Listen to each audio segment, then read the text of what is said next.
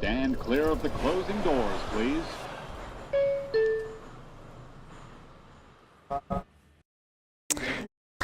And we're going to do this again, guys. What is up? Unfortunately, that first live stream, my microphone was muted. As you can see, we made some changes here to the Tony Metro studio, but hopefully this one is going a lot better than that first 2 minutes where I was completely muted. But hopefully you can hear me now, or maybe you wouldn't want to hear me at this moment right now, because my goodness, the Mets just got absolutely bombed by the Pittsburgh Pirates in the series opener of this one. I know that we just had a very serious injury yesterday. Of course, Griffin Canning going down with the ruptured Achilles, and we have nothing but the best wishes for him. It is such a bummer that he is gone, but the Mets medical staff may also want to take a trip to Pittsburgh because David Peterson may have whiplash from all the looking back at the nukes that the Pittsburgh Pirates were ripping off of him today, as the Mets do fall in this one by a final score of 9-1. We thought that this team maybe turned a corner after winning the final 2 games of the series against the Braves, and we were hoping that they would parlay that into a nice little winning streak here with the Pirates on deck this weekend. Not a very good team. No Paul Skeens on the mound. I did not, in my wildest imagination, expect the Mets to lose 9-1. But that is how it went down, as it is a second consecutive clunker from David Peterson. And let's call it like it is. The offense went limp once again. Their only run coming via another solo home run for Juan Soto. So, guys, frustrating game for the Mets, no doubt about it. 2 consecutive really poor showings now for David Peterson. That was obviously not ideal. And, now the Mets really got to find a way to win the next 2 games of this series, or we're going to be right back in those doldrums that we were just in for those last 12, 14 games that the Mets had lost a good chunk of. So, guys, I am Tony Metro. If you guys are new to the channel, be sure to subscribe. I do daily Mets content. We go live for a post-game recap after every single Mets game. I wish we weren't having to do that right now, but here we are. But appreciate you tuning in.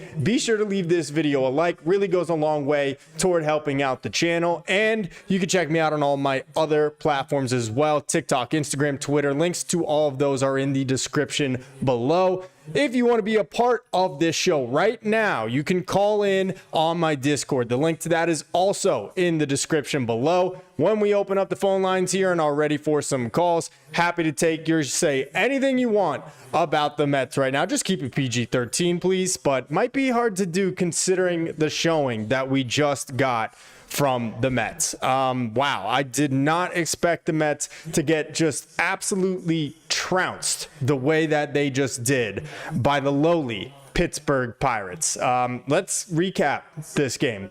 First inning or 2 was pretty uneventful until you got to the bottom half there, and David Peterson just gets absolutely rocked by the middle of the Pirates order. It starts off with a walk. As we know, walks are like ex-wives. They always come back to haunt you.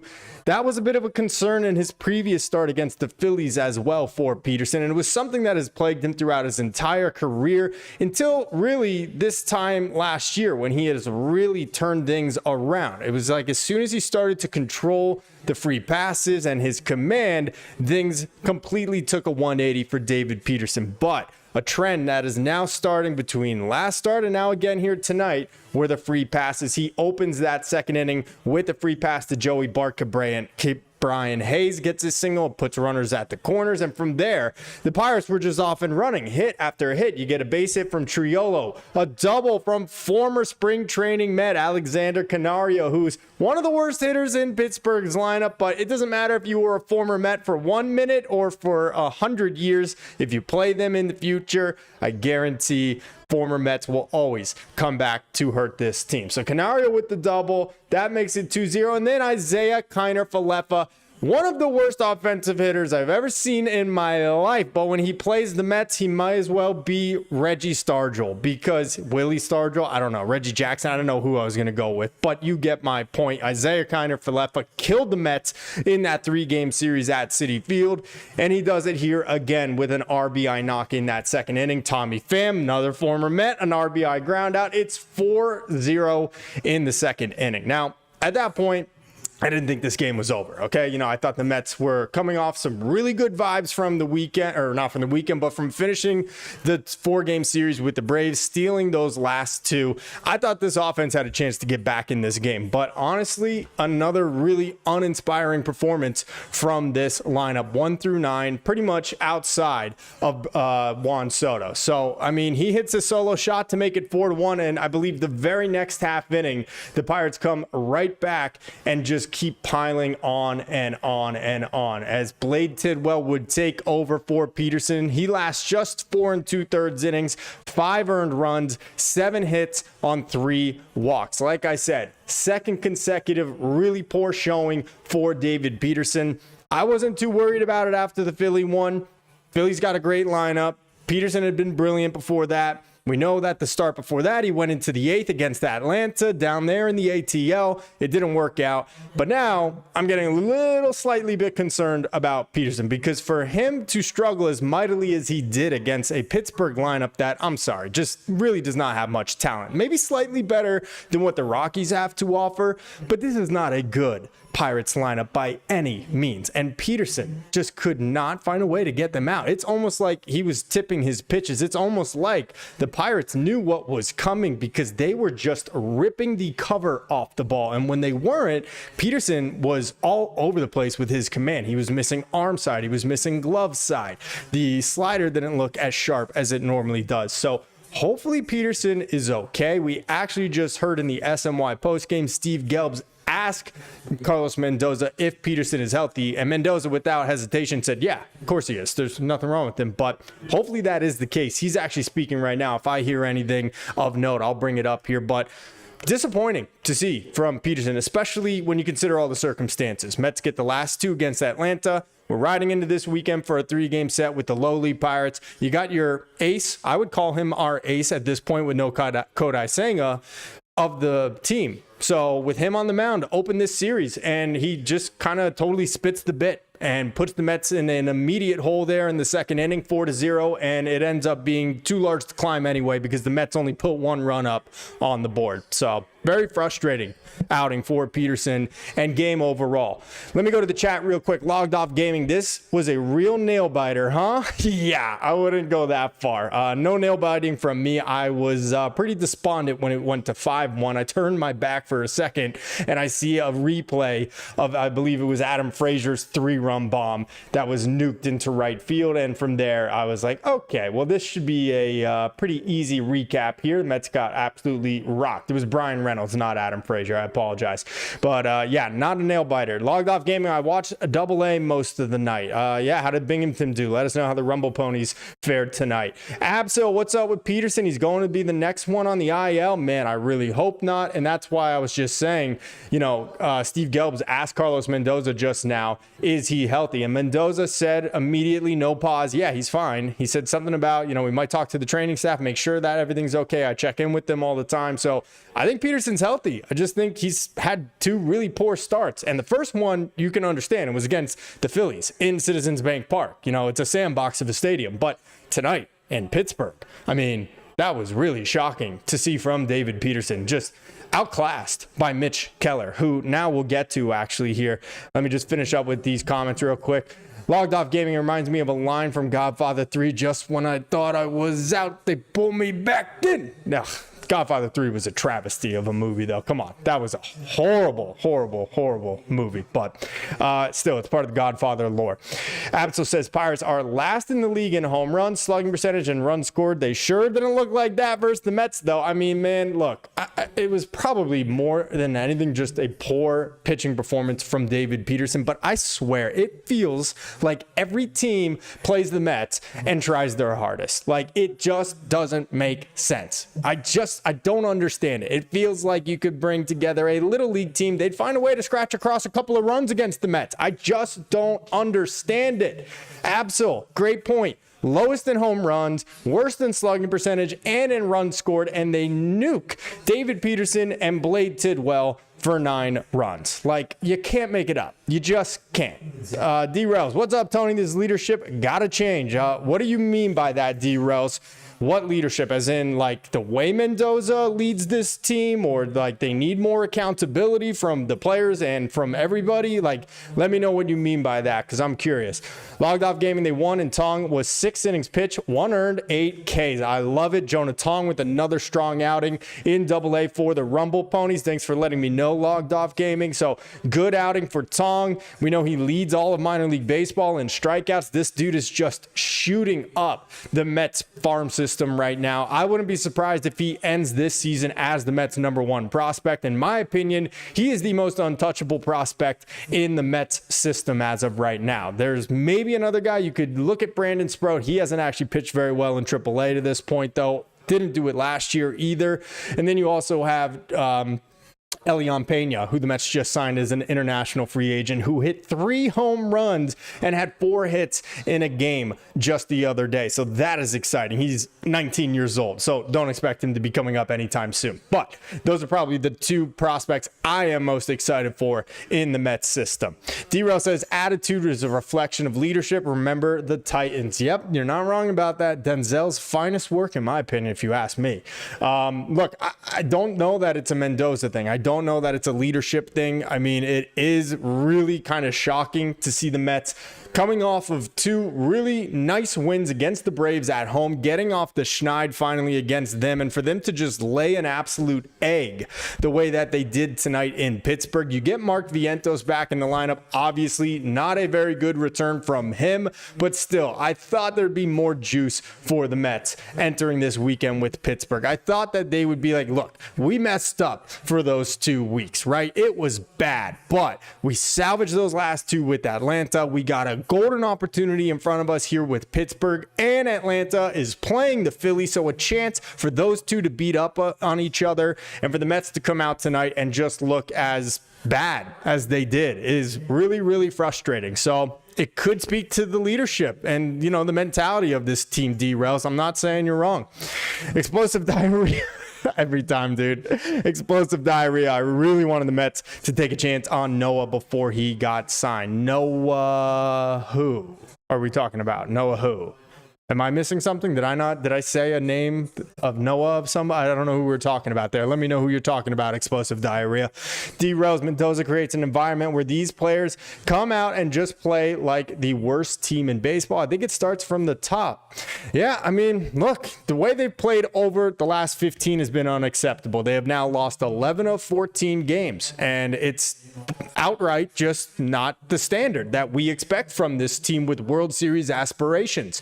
A team with the highest payroll in all of baseball. It's not acceptable whatsoever. So it could be something to do with the leadership in Mendoza. It could absolutely, but the bottom line for me is that I think that this lineup is just not living up to the expectations, and the pitching staff is showing its warts. We're at the midway point in the season, exactly 82, 83 games after today, and I think they're kind of tired and worn out. And that's not a good excuse for professional athletes, but it's the truth. And the pitching staff has carried this team the entire way. They are finally starting to run out of gas and could use a break, could use some cavalry coming in the form of some of the guys getting healthy again. But the lineup pretty much has been Jekyll and Hyde all season long. I mean, 4 runs yesterday. I really like the way that they approached their at-bats against Atlanta and Grant Holmes. And then they come out today, and Mitch Keller just absolutely carves them up. I mean, they almost have a chance there in the top of the 6th, get 2 men on when it's still a 5-1 game, and then you have Jeff McNeil pop out and Mark Vientos strike out swinging. And from there, you're thinking, there's no way. It's over. It's not our night. So I personally am firing Eric Chavez, if you ask me. If anybody is going first out of this coaching staff, out of this leadership group, it is 100% Eric Chavez, because this offense has been so unbelievably inconsistent and more often than not letting us down, that I think that is what the Mets should be evaluating and really considering doing. But we've been saying this for 2 months and we haven't heard any word about that whatsoever, so not sure that's going to be the case. But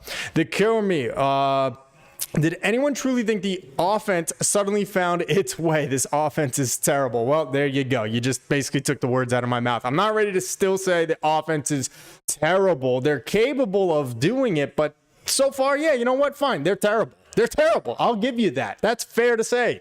They're not living up to the expectations, okay? And I don't expect them to score 9 runs every game like that would have had to today, but if they ever could just put up a 4 or 5 spot in an inning and give this pitching staff a little bit of a breathing room, then maybe the pitching staff wouldn't constantly be under pressure to be absolutely nails and perfect. But it is what it is right now, man. That's why I say fire Eric Chavez. He has got to go. I am sick of him. I am sick of whatever approach it is, if he even has one for this lineup. Whatever it is, it's not working as they just look dormant tonight. D-Rail says, explosive diarrhea. They won 2 games. What had happened to the Okay, yeah, sorry, I'm all out of order here. Logged Off Gaming. If Quintana faces us next week, I bet he throws a no-hitter. You can book that. If that is a betting wager on FanDuel, I am 100% putting $1,000 on Jose Quintana throwing a no-hitter against the Mets next week, because we know there are 3 true things in this world: death, taxes, and former Mets coming back to haunt them. We had 2 different ones today. It was Alexander Canario and Tommy Pham, each of them with a couple of RBIs in this game. I mean, it's like the world spins and former Mets coming back to beat up on this team. It never ceases to end. Explosive diarrhea. Mets weren't interested. He signed with the White Sox a few days ago. Noah who? Noah? Oh, Syndergaard. Oh my God. I didn't realize that. Noah Syndergaard is back in the major leagues. Okay, he's got to be on a minor league deal, right? He's got to be ramping up in the minors with them. There's no way he's just going right to their staff, right? But that'd be interesting. I mean, maybe as a reliever. Phillies are leading the Braves right now 5-0 in the bottom of the second. They are bombing them. So it looks like the Mets are probably going to drop out of first place by night's end unless the Braves have a rally in them. This is like asking for either herpes or gonorrhea. Which do you want to win, the Braves or the Phillies? Either way, it really sucks. So unfortunately, that is what we're going to be doing all weekend. But I guess we have to root for the Braves kind of, because obviously first place is on the line, and it's not looking very good for the Mets tonight as they appear like they are going to drop a half game behind the Phillies. Let's see. Explosive diarrhea, but some on Twitter care and are blaming the stretch on that. Okay, sorry. You guys are talking about something on your own. Let's go to the box score for the lineup. Obviously, it wasn't good. I already recapped the pitching in this one, but Lindor's in a slump, guys. I mean, there's no 2 ways about it. Lindor's been slumping. Now, I know he took a tough 0 for 4 on Wednesday, got robbed of a home run. He got robbed of a line drive single down the left field line by Austin Riley. He had a sac fly to left that he ripped the cover off of. Doesn't get credit for a hit, obviously. But he goes 0 for 4 tonight. 2 more strikeouts. 262 average now on the year and a 782 OPS. So, I mean, look, those numbers are just too low for, the guy that was the MVP runner-up last season. The heart and soul of this lineup, if you ask me. So it's been a little bit of a rough stretch for Francisco Lindor lately, and as Lindor goes, the lineup goes. And when he is cold, it seems like the rest of the team is, and of course that gets the entire Mets team cold. Not just the lineup, but they end up losing games because they're not scoring runs. So rough night for Lindor. He's got to turn it around soon. Brandon Nimmo with a hit and 3 at-bats. Juan Soto, of course, we know his 20th home run of the season. He continues his absolutely torrid June this season. Juan Soto is a .426 on base percentage against left-handers. That is 3rd in the National League. He has an OPS over 1250 in June. The dude is absolutely on fire. He has officially arrived. All those worries about him for the first month and a half or 2 of the season are completely out the window. Soto has been exactly what we would have expected from him at this point. So I'm pumped about that. I like that. Logged Off Gaming, Mookie for hitting coach. So, I mean, Mookie served as the Mets first base coach. I think it was in 2000 when they went to the World Series against the Yankees. So I'm about that. Bring back Mookie. I named my dog after Mookie Wilson. So I'm all about that, right? Let's get it done. Anybody but Eric Chavez. He has got to go. This offense is just brutal. Let me actually share my screen over here with you guys so you can take a look at what I am looking at. And guys, if you do want to join, be sure to go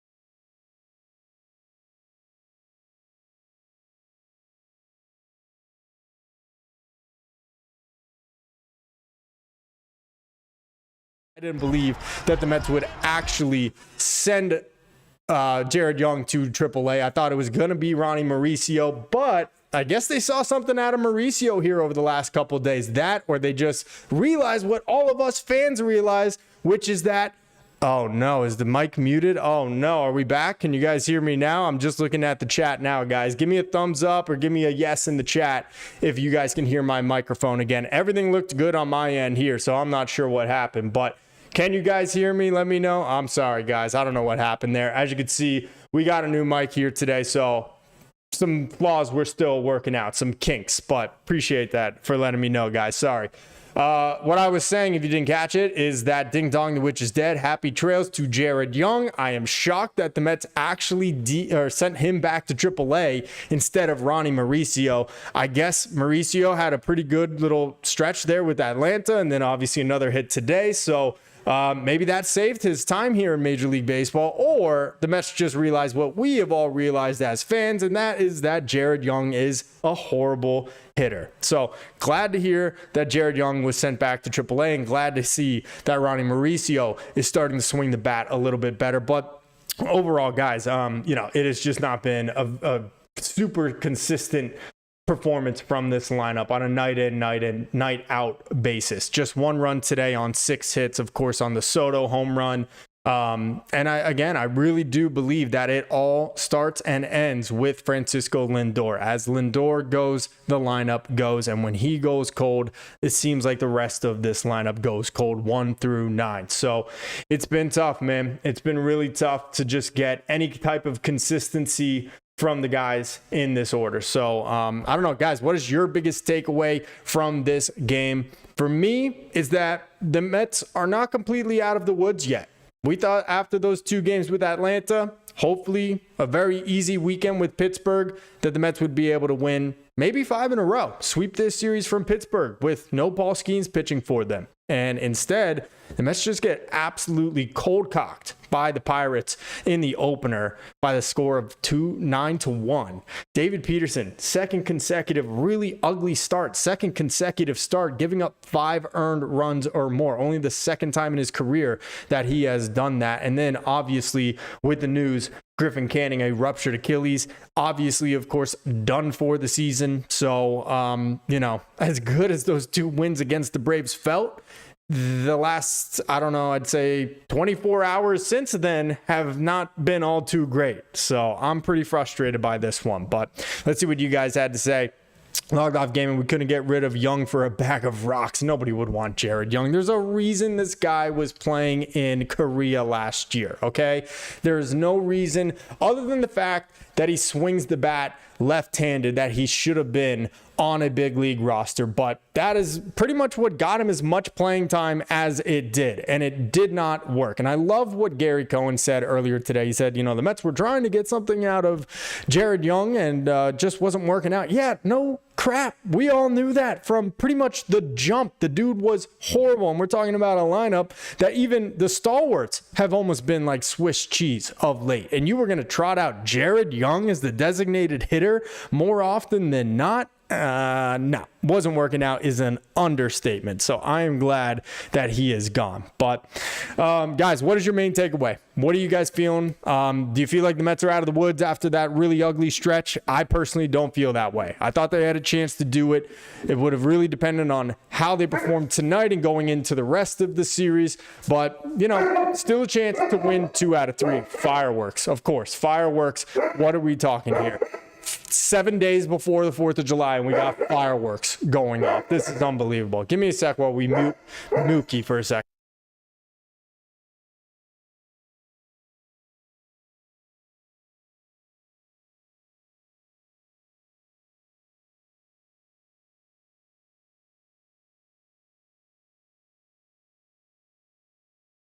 I don't know. I feel like there should be a law, no fireworks 3 days before the 4th of July and none the day after. That's it. You get July 1st, 2nd, 3rd, and the 4th if you want to do fireworks, and then after that, can't do it before.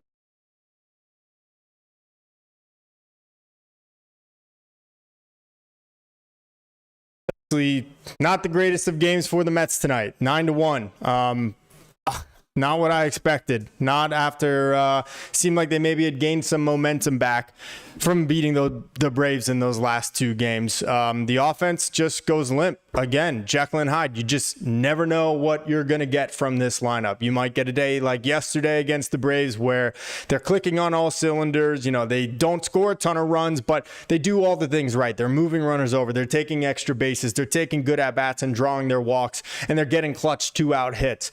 The day before, they score 7 runs. Obviously, 2 home runs from Soto. And then you come out today and you're facing Mitch Keller, who, for whatever reason, just absolutely dominates the Mets throughout his entire career, including earlier this season at Citi Field, and he shoves against the Mets. And even then, when he gets into some trouble in the 6th inning, the Pirates reliever comes in with 2 men aboard, still a 5-1 game. Jeff McNeil pops up despite starting with a 2-0 count, and Mark Vientos strikes out swinging. So you just never know with this lineup, and that is why I'm an advocate, and I've been saying it for a long time. Eric Chavez has to go. I just can't pin this on all the players. So I'm going to pin it on Eric Chavez because I don't know what this team's approach at the plate is. I don't know if they even have one. And I know they struggle, especially with 2 outs, runners in scoring position, with runners in scoring position in general. So I just don't know who else to blame but the guy who is literally in charge with giving information and helping these players develop a mindset. And that is Eric Chavez, and I don't know what he does or if he actually does anything. But whatever it is, it's not working. And I cannot blame every single player. I cannot blame Mark Vientos, who last year came up and was great. I can't blame Francisco Lindor, who's one of the perennial best offensive shortstops in the game. Juan Soto looks like he's fine now, but I think a change is necessary at hitting coach. That's just me. Let's see. Tomorrow's pitching matchup. It is going to be Blackburn tomorrow. That is correct. Logged Off Gaming and Montas on Sunday. Explosive Diarrhea says, good God. Oh, no.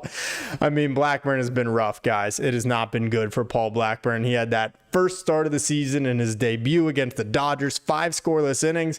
And you know the saying, the best is yet to come? That's not the case with Paul Blackburn. The best times are already in the past with Paul Blackburn, it appears. He has made 2 other starts since then, neither of them particularly good. He pitched out of relief, and really, he was the beginning of this horrible stretch for the Mets. He was the one that came in of relief for Clay Holmes in the 6th of that series opening loss to the Tampa Bay Rays 2 weeks ago today, and gave up 5 of those 6 runs. And that's pretty much what started that whole 7-game losing streak. This streak now that the Mets have lost 11 of their last 14 games and are on the precipice of falling out of first place pending the results of Phillies Braves. Right now, Philadelphia leading Atlanta 5-0 in the 3rd inning. So looking very likely that by night's end, the Mets will be a half game back of the Phils for first place in the National League East. So it's a frustrating night. It really is. And we don't know if things get better now with Paul Blackburn and Frankie Montas on the mound in these next 2 games. So again, I'm not going to just totally blame David Peterson because the offense did absolutely nothing, but that is why this game's frustrating. When you're coming off the series with Atlanta, you're hoping that you can put the rest of that crap behind you at this point. Get onto a nice little streak here with Pittsburgh on the docket. You have your ace on the mound, and he just absolutely throws up a clunker of a game. And now you got to pretty much put your faith in Paul Blackburn and Frankie Montas tomorrow and on Sunday for the Mets to hopefully be able to win this series. Because you can't. You just can't. You can't lose a series to Pittsburgh, okay? Otherwise, we are still in those dark times that we all thought after last night's win they were prepared to move on from. You're not out of the woods yet if you lose 2 out of 3, or God forbid, don't even say it, but I'm gonna do it anyway. If they get swept by the Pirates this weekend, oh Lord, you guys are gonna have to do a check on Tony, okay? Tony Metro is going to be out of commission if the Pittsburgh Pirates sweep the Mets this weekend. Wellness checks all the weekend. Like, going to be bad. Braves up 9-0. No, Phillies are up 11-0 in the 3rd inning. What the hell is going on? The same Phillies team that just scored 1 or 2 runs in a 3-game series against the Astros this past week 11-0. Okay. There's something weird about the National League East because we have fits with the Marlins. The Braves typically dominate them, but then like we play well against the Phillies, but we don't play well against the Braves. But the Phillies dominate the Braves. Like I don't understand the National League East. It's like we have all built our teams to beat the other ones in the division, but we can't do it against all of them. It is so strange how the Phillies could go from scoring 2 runs in a 3-game series against Houston to just bombarding Atlanta for 11 runs in 3 innings. Meanwhile, did the Mets even score 11 runs in the last 4? I'm kidding. I know they scored 4 yesterday, 7 on Wednesday, but really it felt like the Mets could barely scratch out a run against Atlanta. So, wow, Philly is putting a thumping on the Braves. So I'm going to go ahead and call it. This is kind of like the Electoral College, right? I'm going to go ahead and call it that the Braves are going to lose this one and the Mets are going to be out of first place by the end of tonight. So look, it's not the end of the world. It's obviously not. When we were up half a game, did it feel like we were just about to run away with the division? No. But focusing on the Mets play, I'm very frustrated that they would come out and just look so lethargic and just uninspired coming off of those 2 wins against Atlanta and against a lowly, horrible Pittsburgh Pirates team. I mean, come on. With the win, the Pirates improved to what? What do they get back to now here? Hold on. Let me check over here. I'm afraid to share my screen now because I believe that is when my mic went on mute. I think I have to edit some of my settings over here before I do that tomorrow in our next stream. But yeah, I mean, what is going on with this crap? This MLB.com is just absolutely trash. I can't stand it. The Pirates improved to 33-50. Okay. 33-50. They were 32-50 entering this one. Andrew McCutchen, who's 40 years old, is the best hitter in their lineup. And the Mets get thumped for 9 runs. 2 separate innings with crooked numbers. 4 runs in the second off of David Peterson. 3 more in the 6th, a 3-run shot from Brian Reynolds off of Blade Tidwell, and they add another in the 5th and in the 7th. I mean, just like a brutal appearance from the entire Mets team, not just the pitching, but the lineup and on down the line. So really frustrating loss in my opinion. But again, if the Mets win 2 out of 3, then okay, it is what it is. You lost today. It sucks. If the Mets can't win this series, they are right back in those doldrums that we were just experiencing through that 12-13 game stretch. I mean, you thought you got out of it, but not if you lose 2 out of 3 to Pittsburgh. So tomorrow's another day. LGM, good call, Logged Off Gaming. I don't know. We'll see if it is another. No, I'm just kidding. It's another day tomorrow. All right, so we'll see what happens. But guys, what are your feelings? Let me know in the chat. How you feeling about this team right now? What's your confidence level? Scale of 1 to 10 in this team. I'm still going to stick with the 7. I think that we're still in that rough patch at the moment. I could see them coming out like gangbusters tomorrow and Sunday and still winning this series. They finally get an off day Monday. Not sure how many of us realize, but this is like a stretch of 13 games in 13 days for the Mets without an off day. So this was another time where the Mets rotation only went on 4 days rest, which is partly a problem because of Kodai Senga's dependency on getting 5 days rest. And hopefully it's not affecting the rest of the rotation, but you have to wonder if they were accustomed to doing that the entire season. Now it might be kind of throwing them off their game during stretches like this one where they go 13 consecutive days without an off day. So kind of something to think about there. But let me check the Discord. If anybody wants to join the show live right now, you can call in on my Discord. Just go to the link in the description below. And when I'm ready to take calls, which is right now, I will put you guys in. You can say anything you want about the Mets, vent however you're feeling. Give me some trade ideas and we could talk that stuff. Or you could also do that in the chat here as well. But let's take a look at tomorrow's matchup real quick and preview that. How about Baltimore? My goodness, they are kind of low-key getting hot right now. They are still 34-46, but 22-8 over Tampa Bay right now. That is insane. Oof, the Orioles finally starting to hit the ball a little bit. Good for them. they don't really have any good trade targets that would be available at the deadline anyway, so I don't care if they're not sellers. But let's see. Tomorrow's pitching matchup, Paul Blackburn and Bailey Falter. So Blackburn on the year, 17 2/3 innings and a 6.62 ERA. Yikes, not great at all. Last time out against the Braves, he went 4 2/3 innings, gave up 3 runs on 6 hits. That was just the other day.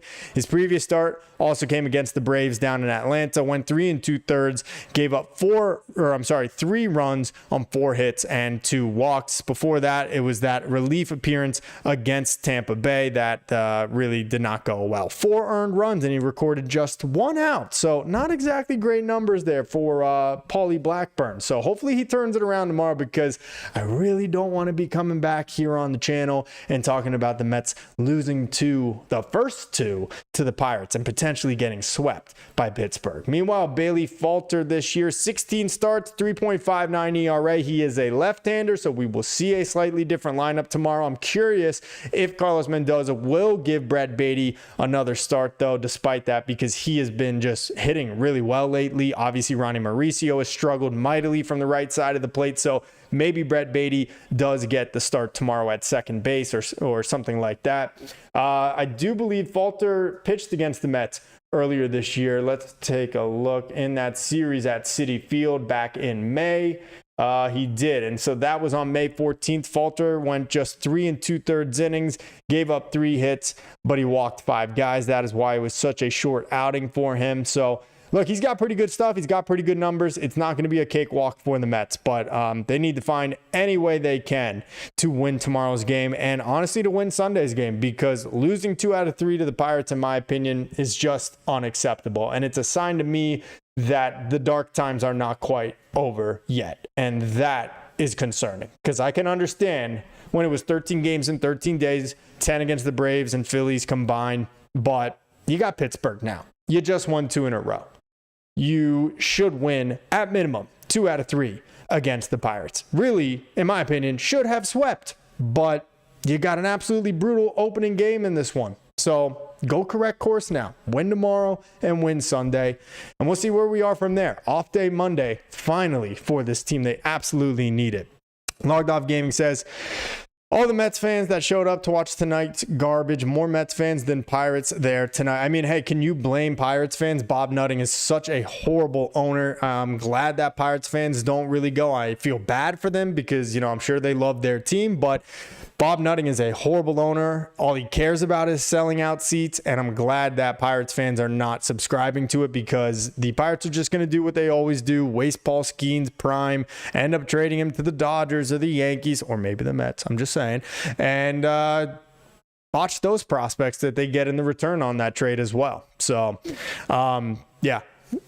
Tough if you're a Mets fan in Pittsburgh, but at least that ballpark is unreal, man. That is such a beautiful looking ballpark. That is on my bucket list. As it turns out, I will be going to Mets versus Royals at Kauffman Stadium in Kansas City for at least the first 2 games of that series. That is a week from today. So I'm excited about that. I have not been to Kansas City or to Kauffman Stadium, so I'm excited. But the one bad thing about it, Friday night, the first game of that series between the Mets and the Royals that I will be attending, Eric Hosmer 2015 World Series bobblehead night. Yep, just rub it in. Just twist the knife a little bit harder, right? Oh, I don't know. I will get the bobblehead if I arrive early enough, and maybe what I'll do is just smash it to smithereens on the ground. That might get me kicked out of the stadium and banned from all baseball games in the future. So I don't know. Maybe I'll use it as a voodoo doll or something. Unfortunately, Hosmer doesn't play anymore, but I'll probably give it to a kid. That would be the nice thing to do. But that is going to be kind of painful to have to go and watch them have all the Eric Hosmer highlights on the video board from the 2015 World Series. Logged Off Gaming, future rotation of Skeens, Senga, Tong, and McLean or Sprout. Ooh, could you imagine? You meant Sprout, but that's okay. Sprout, same thing. Yeah, I mean, I don't see the Pirates trading Skeens this year. Maybe next year, but what a joke. Can you believe it? Why don't you do this? I don't know. Take all the money you're getting from the competitive balance tax that teams like the Mets, Yankees, Dodgers are getting charged, and instead of pocketing it, spend it on free agents. What do you think about that, Bob Nutting? What do you think about that to the owners of the Cincinnati Reds or the Marlins or any of the other dumpster diving teams in baseball that refuse to spend money and have a respectable payroll? They're literally getting money from our teams that go over the collective bargaining tax. And instead of spreading it and trying to improve their team via free agency, they're just pocketing it. And that is why teams are saying, well, we should try to trade for Paul Skeens because the Pirates are terrible. So they have fumbled the bag once again. But guys, let me know what you're feeling right now. I don't know. I'm going to be honest with you. I'm kind of out of things to say. The chat's not popping off too much. Nobody's calling into Discord. So let me know what you guys are thinking and see if you got any trade proposals. I just made a video today that I think it would be a horrible mistake for the Mets to trade for Luis Robert Jr. Okay? This guy has been a one-year wonder, failed prospect, total bust. And I keep hearing rumors that the Mets are keeping tabs on Luis Robert Jr. and Mets fans clamoring for Luis Robert. I have zero interest in trading for that guy. Like, I have less than zero interest. The dude has a 185 average this year and a 270 on base percentage. Last year, OBP was also below 300. He has 8 homers this year and almost 300 at-bats. And there's going to be a lot of teams that are seeking him, a lot of suitors only driving his price up, which is already probably too big. We have Luis Robert Jr. at home. His name is Jose Siri, and I'm not trying to toot Siri's horn here, and I don't even know if he's even going to get back and be healthy for this team again this year after his setback. But if he does come back, they are carbon copies of each other. They are really fast, play really good defense in center field, will steal a lot of bases, and they'll run into some home runs, but they will hit below the Mendoza line. Luis Robert Jr. and Jose Siri are the same guy. I've never seen the two of them in the same place at the same time. So that was my take on it. I am not interested in Luis Robert Jr. as far as an upgrade for this team at the trade deadline. Logged Off Gaming says SMY was saying Duran and Chapman yesterday. Please let it be Chapman. I have been yelling and over again. I want Aroldis Chapman so badly. I think he would be such a perfect addition to this bullpen after losing AJ Minter for the year. I don't know why the Mets would not be interested in a name like that. I'm sure that they are, but we know that relievers are usually the hottest commodity at the trade deadline. A lot of people will be interested. Boston did just lose their 6th game in a row, though, so they continue to falter in the wake of the Rafi Devers trade. So maybe they are going to be sellers at the deadline this year. I'm not personally interested in Jared Duran. I mean, the dude has like a 707 OPS, somewhere around there. It's barely above 700 at this point. It's a down year. Yes, I know he has multiple years of control still, so that's the attractive side of it. If he gets back to what he did the previous 2 years, we're talking one of the better center fielders in baseball, but it's going to cost a lot. He has 2 more years of control after 2025. Even though he's not performing this season, I just don't know if I'm going to be willing to trade the prospects that the Red Sox are going to be asking for to get Jared Duran. Aroldis Chapman is another story. Obviously just a rental, free agent after this year. Veteran lefty that still is throwing triple digits with postseason experience. 150% on the money. Getting Aroldis Chapman, that is who I want, probably more than anybody else at the trade deadline. That is what I think would help this team the most, outside, of course, a huge slugger, whoever that may be, if there even is anybody like that available on the market. But Logged Off Gaming says Cedric Barn Mullins. Yeah, so Cedric Mullins is another one that people have been talking about. But like I just said, the Orioles just put 22 runs up on the board tonight against Tampa Bay, and they have been playing much better baseball. Look, in the new expanded playoffs, teams come out of nowhere. The Mets were that team last year. Even the Tigers were that team in 2024.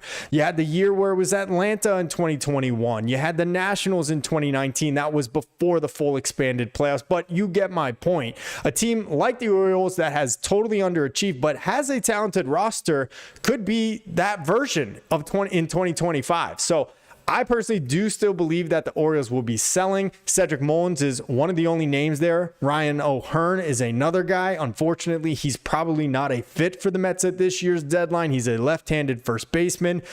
Plays a little bit of outfield. Could DH, but I don't think that the Mets are actually going to be looking into him, though I would really love to see his bat in the middle of this lineup. But Cedric Mullins probably going to be a lot cheaper than Jarren Duran, and right now having a much better season than he is. Again, it's all about, do you believe in Duran as the future center fielder of this team for the next 2 years, and are you willing to pay the price in terms of prospects to acquire him? I think it's going to be too expensive for my taste personally for a guy that we're not totally sold on, or at least I am not.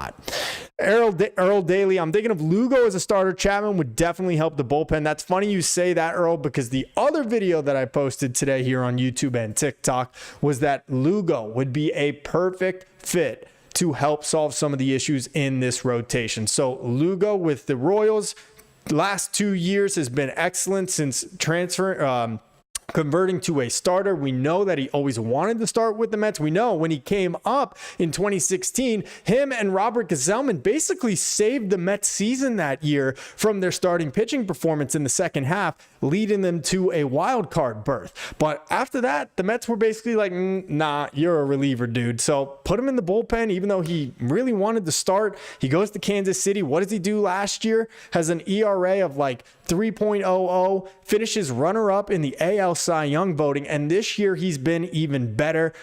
ERA plus of 138. I mean, he has been absolutely dominant. He is due whatever the remainder is of $15 million this year, so basically cut it in half at this point. And then next year has a player option for $15 million as well. So I'm thinking Lugo probably is going to opt out of the contract after this year. If he opted in, you get Lugo again for next year at $15 million. That is a bargain considering we're paying Frankie Montas $17 million these next 2 years. But I think for the short term right now, just looking at 2025, Seth Lugo would be perfect to reunite with and solve a lot of issues for this team's rotation. You get a guy that's dependable, goes out there every 5 days. He's crafty, pitches to contact. That allows them to go deep into games, something this team desperately needs to help save the bullpen as well. So I love the idea of Seth Lugo. Earl says, I just tuned in. No problem, man. He said, what's going on with Lindor? Really think we should have sat out the Colorado-Washington series to heal that toe. I mean, I haven't heard any of the Mets reporters asking Lindor about the toe. I don't know if it's still a lingering issue for him, but it just doesn't feel like something that would affect his ability to hit at the plate unless it's just really barking while he's standing and running and everything. He looks a little slower in the field for sure. I'll give you that, and running sometimes on the bases, but I just don't understand how it could really affect you swinging, especially because it's his left back pinky toe, whatever you want to call it, left pinky toe. So when he's hitting from the left side of the box, all you really got to do is twist that back foot. Maybe it's a little bit more difficult for him as a right-handed batter because, you know, he's striding forward with that left foot. But I don't know, man. Something ain't right about him. 0 for 4 tonight. Like I said, a tough 0 for 4 on Wednesday. Gets robbed of the homer. Hits 2 other line drives that both get caught. But yeah, tough night for Lindor. I hope the toe is not a problem. I'm thinking if he makes the All-Star game, which I'm pretty sure he's like by far the leading vote getter in the National League at shortstop, he's going to sit it out. Maybe he'll play an inning and then probably tell the manager to pull him, because I think Lindor's too smart of a veteran leader of this team. He knows what's on the line. He knows he wants to win the World Series with the Mets. And I honestly think that Lindor is the kind of guy that would be like, I'll show up, I'll suit up, but I'm really not going to play. So I wouldn't be surprised if that's the case. And that's probably the best thing Lindor could do during the All-Star break, is get some actual rest. So hopefully that will be the case. Jimmy James C, what's up, my man? Lindor needs to get hot to spark this team again. Yup, just like we were saying, man. Obviously, it has not been a very good stretch of baseball for Francisco Lindor. Let's actually take a look at his stats. Again, guys, I'm not going to share my screen tonight because I think when I did earlier, it muted my mic for some reason. As you can see, we're working with a new mic here, so we had to change things up a little bit. But we will make sure that's all fixed tomorrow so I can go back to screen sharing with you guys and you can see the stats. But Francisco Lindor over the last 30 games, it's not pretty, guys. 242 average, 290 on base percentage, and a 433 slugging. So the OPS is below 700 in the last 30 games for Francisco Lindor. It's only gotten worse the last 15 games.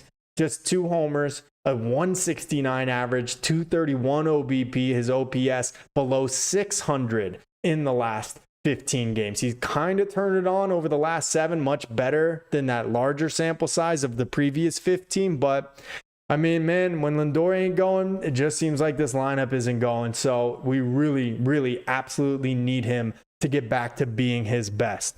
Jose Lopez Moya, the Mets made a statement. They are consistently inconsistent. Oh, man. I hate it here. This is why we can't have nice things. Why? I thought after those 2 wins against the Braves, this was a soft landing spot for the team with Pittsburgh, and they just look like crap tonight, man. With your ace on the mound and David Peterson, who just got rocked against Philly and then has it happen again today against the team with the lowest OPS, the least amount of runs scored, the least home runs hit in baseball, and the Mets give up a 9 spot to them? Like, dude, you're right, Jose. The Mets are consistently inconsistent 100%. Couldn't have said it any better myself. Guys, what's up? I'm Tony Metro. If you guys are just tuning in, I do daily Mets content. Do a post-game recap after every single Mets game. Be sure to subscribe if you're not already, and please leave this video a like. Really appreciate it. If you guys do want to call in, you can do that right now and be a part of this live show. Just go down to the link in the description below for Discord. That'll take you to my main Discord server, and I'll pop you in here. Say anything you want about the Mets, just keep it PG-13. So we are taking calls right now if you would like to sound off about the Mets. But again, it's a frustrating loss as they dropped this one 9-1 in the series opener versus the lowly Pittsburgh Pirates. And if I said it once, I'll say it again. The Mets need to find a way to win these next 2 games on Saturday and Sunday. You cannot lose 2 out of 3 to the Pirates. If you do, well, then I guess we're not out of the woods like we thought maybe we were after Thursday's win against Atlanta. We thought that we'd maybe be able to put all that behind us. We thought we'd come out this weekend and hopefully sweep the Pirates. And instead we get punched right in the mouth in the first round. So I am not trying to set unrealistic expectations because I don't think they are when you're playing one of the worst teams in baseball. And that's just the breaks of baseball, though, sometimes. And Peterson didn't look good, missing arm side, glove side, didn't have his best command. He was getting hit hard the entire night. Blade Tidwell comes in. He doesn't look particularly good. So rough one for sure. I just made a trade proposal in a video that I posted yesterday, and I am shocked by the amount of Mets fans that said no to this trade. So sound off in the chat for me right now. I proposed that the Mets trade Brett Baty and Blade Tidwell to Arizona for Eugenio Suarez. And I actually thought the Mets were massively underpaying in that trade. And the amount of Mets fans that came out and said, "Are you kidding me? You're trading the future for a year rental of a 34-year-old guy?" I was shocked by. I mean, Brett Baty has been a total failure now for 3 years in the big leagues, and I personally don't think Blade Tidwell will ever be anything more than a reliever in this league. And that's not just because of tonight. I made this video yesterday when I said it. So what do you think? Would you do that trade? Tidwell and Baty to the Diamondbacks for a Eugenio Suarez. You either put Suarez at third or you put him at DH and Vientos at DH, vice versa, however you want to do it. But let's see. Jose Moya Lopez says another shitty. I don't know what you're trying to say. A shitty performance by Peterson, proving that this starting staff is shitty, no matter their win-loss record. I mean, they're battered right now, guys. They have been pitching their tails off for the first 2 months of the season, and now 3 injuries to the rotation in Senga, McGill, and Griffin Canning with the ruptured Achilles. They've been worn down, and fortunately we're finally getting some reinforcements. Frankie Montas looked good in his season debut earlier this week. You're going to get to see Sean Manaea hopefully the first week of July, and Kodai Senga doesn't sound like he's too far away either. He said that he is hoping he'll begin a minor league rehab assignment very soon, depending on what the team says. So hopefully the reinforcements are in fact coming and here to stay, but I don't think it's a bad pitching staff. I just think they're worn down, and it's the trickle down effect. Now, it's not just the starters being affected by it, but because of the short starts they've been getting recently, now the bullpen is feeling the effects of that. So Oscar Brazabaum, Reed Garrett, who have been Mr. Dependable and co-Mr. Dependable for the first 2 months of this season, are now struggling because they have been used so often this year and in so many different spots. And for the first 2 months, they were almost perfect. But now that attrition is starting to set in between the injuries in the rotation, not going deep enough into games, and the injuries in the bullpen and the poor performance from some of these names like Tyler Zuber and Ty Adcock and Chris Davinsky that David Stearns has brought up. The list goes on and on and on from there. But yeah, I think that this is a talented team. I just think that they're wearing it right now. And we are at the exact halfway mark of the season, 82, 83 games after today. And hopefully this all-star break will help some of them out as they get healthy and get a little bit of a rest. But guess what? Not a lot of time, not a lot of rest for the weary, because they have to do it all over again in the second half. And it's looking like it's going to be a dogfight for first place in the National League East. Jose Lopez says Lindor and Vientos hitting like schmucks. Yeah, I couldn't say it any better myself, man. Vientos does not look good tonight in his return from the injured list with that hamstring injury he suffered against the Dodgers out in LA. He looked pretty much exactly like Vientos looked for the first half of this season. And I said it earlier in the stream, if you guys missed it, I think that Vientos is the key to this lineup being, much deeper and an effective producing lineup.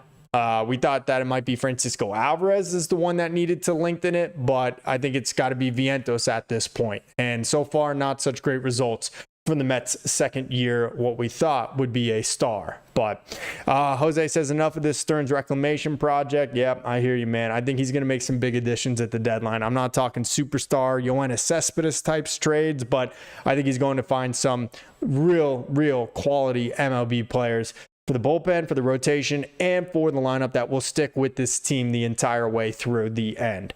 Earl Daly says we're going to have to move someone. Tidwell's okay, and Beatty had his chances. We need consistency, 100%, and that is why I would sign off on that trade involving those two guys and sending them to Arizona in a heartbeat. But for whatever reason, some people are just prospect huggers, and they don't want to let go. They are clutching their pearls like 70-year-old women on a sinking Titanic ship, and I don't get it, because this team still has the core that could win a World Series, but they need a little bit more coloring around the edges of the roster. And if they can do that, I think they could still fulfill that World Series dream. But right now, not going so well. Not a great way to start this series with Pittsburgh. But guys, I think that is going to do it for tonight. I really appreciate you all tuning in.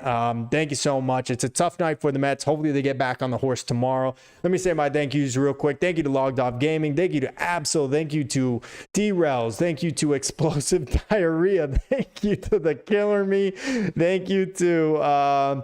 who else we got here? Jimmy James C. Thank you to Earl Daly. Thank you to Jose Lopez Moya as well, and to everybody else that is tuning in and watching. Guys, we do this every single night, so be sure to subscribe if you are not already. Leave this video a like. Really appreciate that. We will be right back with another post-game recap after the Mets and Pirates Game 2 tomorrow. Be sure to tune in here live for that at the conclusion of that one. We'll be taking more calls and doing more recap and hopefully of a Mets victory. So that is going to do it for this evening. But once again, thank you guys. Until next time, I'm Tony Metro. Stay true to the orange and blue.